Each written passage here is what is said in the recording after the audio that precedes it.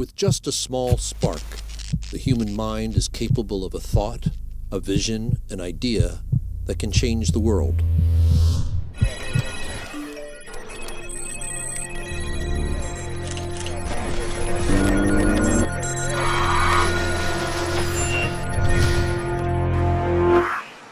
I'm going home now.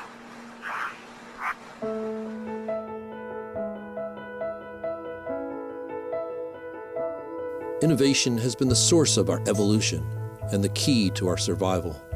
Each step in the growth of our civilization has come from a need for change. Our growing curiosity has enabled us to envision possibilities, to solve problems, and to sense opportunities. It has been honed from centuries of experimentation and exploration. The past 20 years have brought accelerated growth of innovation and technology, representing evolution in how we live and think. Our ability to use complex knowledge is happening at younger ages. Change is occurring at such a rapid rate, we simply call it the new normal. Information technology has also transformed our traditional educational model and disrupted how we learn, where we learn, and what we learn. Continuing professional education is no longer limited to the classroom, and new learning channels have helped improve access, quality, and retention. The CPA profession is founded on its commitment to maintain our principles, protect the public interest, and be the trusted business advisor to those we serve. To ensure that commitment is maintained, we must always consider new methods of instilling the highest levels of expertise, value, and relevance for every CPA. We must ask ourselves, what kinds of minds will we need to lead our profession? What competencies and capabilities will they need to meet the demands of tomorrow's marketplace? To ensure the profession's vitality, it is imperative that we evolve the way we engage, develop, deliver, and measure learning and development of CPAs. It is time to light a new spark and ignite the minds that will grow and sustain our future.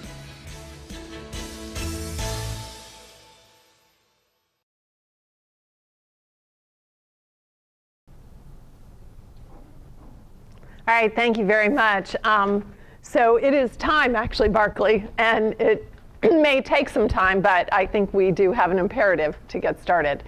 About a year and a half ago, Lawson Carmichael at the AICPA approached me and said, Nancy, we're going to be working on a project and we'd like you to be on a task force. And as the token academic on the board, you couldn't have it a better time to be on here because it's about the future of learning.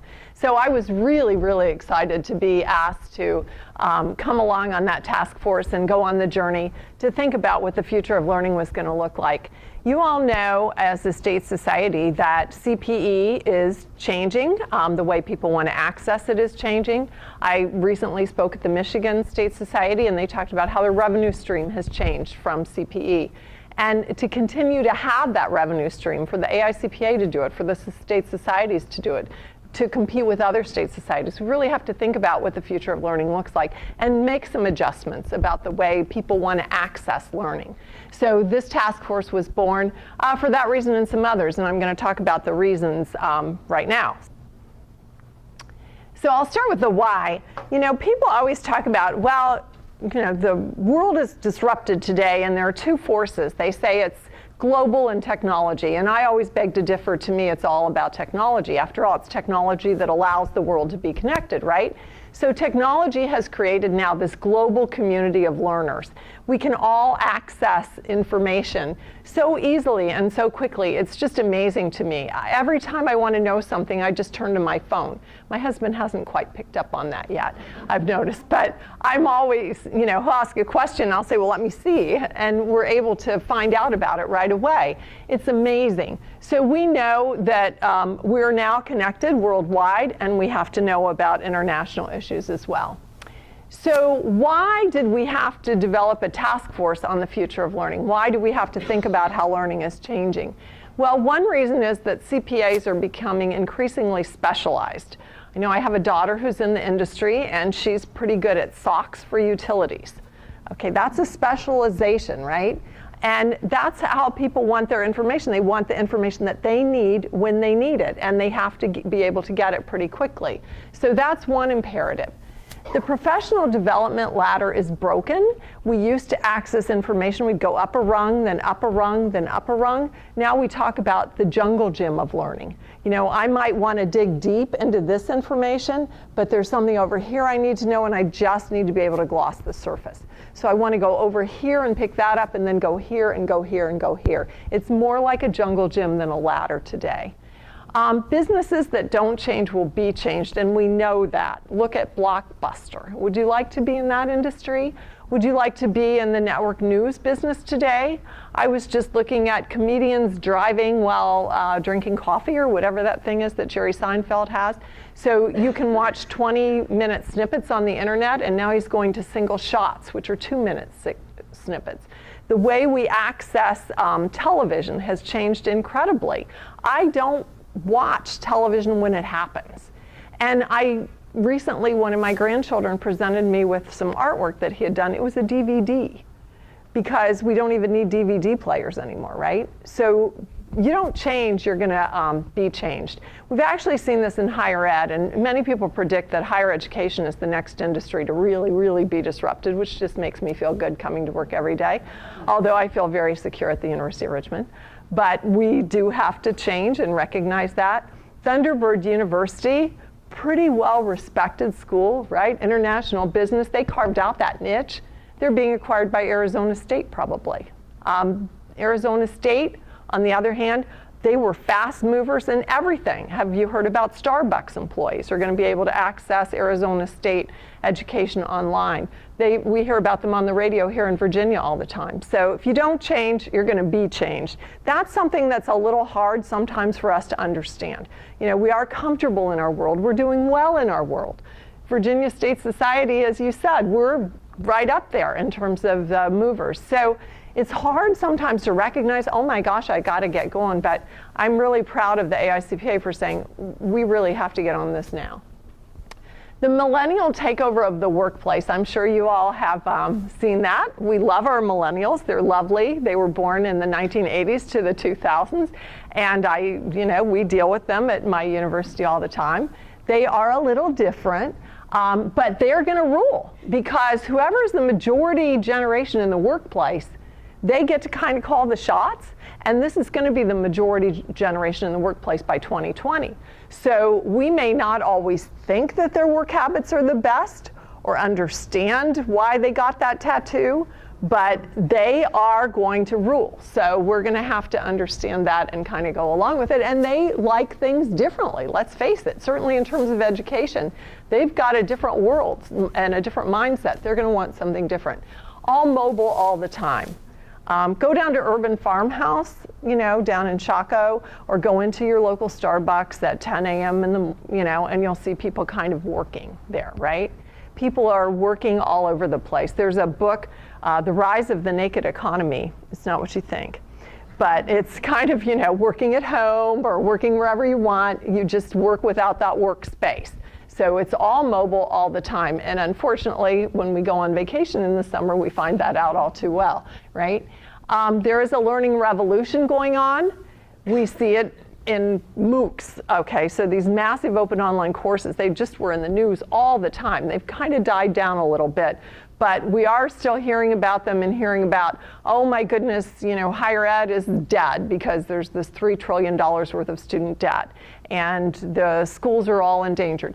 Honestly, there are threats to higher education. I mean, they are definitely changing.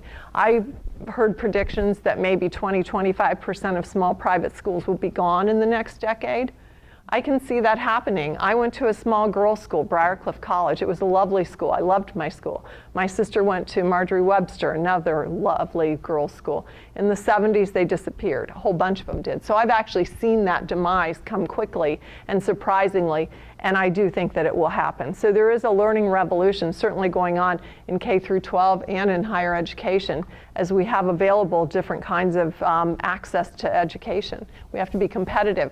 I think about state societies and I think about the CPE, and here's kind of what I'm thinking. I teach Accounting 201 occasionally. I like to get back in the classroom and teach it. The other day I looked at a Khan Academy video. It was on teaching accrual accounting, right? It's very nice. He did a good job. It's sort of rudimentary, you know, he just kind of throws numbers up on a blackboard. You see chalk and a blackboard screen. But he did, he went through it very carefully, a really good example. And I thought about that and I thought, gosh, somebody can go look at that in my Accounting 201 class. They can go do it over and over and over again until they finally get it. Why wouldn't somebody do that? Why won't they access the lesson that is the best lesson taught by the best person? So why wouldn't somebody in Virginia, if they have access to some continuing education by the best person for the best time, access it from there? You know, if you're a leader and you get out in front and you create some of this content, you can be the leader and you can own it and you can have the revenue stream. So it's interesting to think about how all the different states are going to be kind of competing a little bit more in a different way than they were before. There is a learning revolution. One size fits all CPE is over. You know, just doing it one way doesn't work. You all know that. I love your ethics videos that you do, the 2-hour ethics requirement in Virginia.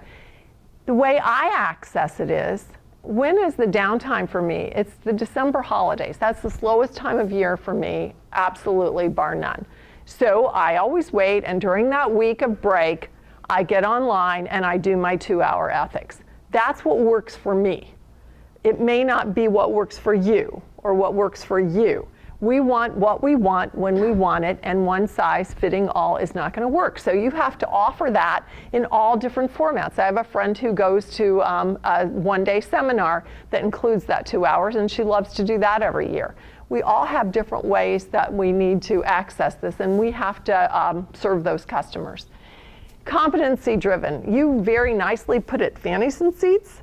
We're a little cruder in higher ed, so we always talk about butts and seats, I'm afraid. But you know, we talk about sitting there in time, and this is something that came up on the task force over and over again.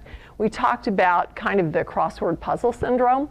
So you're sitting there and it's based on time. So how many hours of CPE did you get? Well, I'm either doing I do Jewel Mania, but Candy Crush or something on my iPhone, or I'm doing a crossword puzzle or something else while I'm kind of half attentive to what's going on. That's when you base it on time versus did you get it, and actually thinking about the competency. Saul Kahn talked to us from Khan Academy, and boy, I'll tell you what, that man is the most impressive guy. He's really amazing and his story's amazing. But what I really liked that he said was, you know, why do we in education, you teach a lesson and then the next day you teach the next lesson? And this is so true because when I teach Accounting 201, I always say a light bulb will go off for you.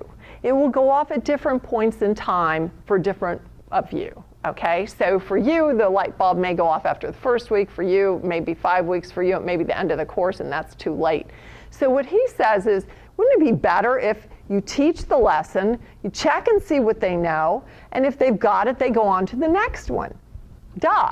You know, it's just so smart and so easy and so rational, but we don't do that. We say, okay, if you sit there for an hour, you got an hour. Instead of, if you pass this lesson, if you show that you know it, then you go on to the next lesson.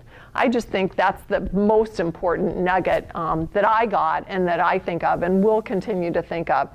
In education, we have something we often call the 1-minute quiz that I've often found to be the most useful tool to use when I'm teaching. And that is, at the end of a week or the end of a lesson plan, I ask my students in my class, what is it that was the most important thing you learned today? And what is it that you still don't understand? Pretty easy idea, right? So they all write it down on a piece of paper. I look at it. I see what it is they still didn't understand. And it's often something I didn't realize that they didn't understand. And then I go back and spend time on it.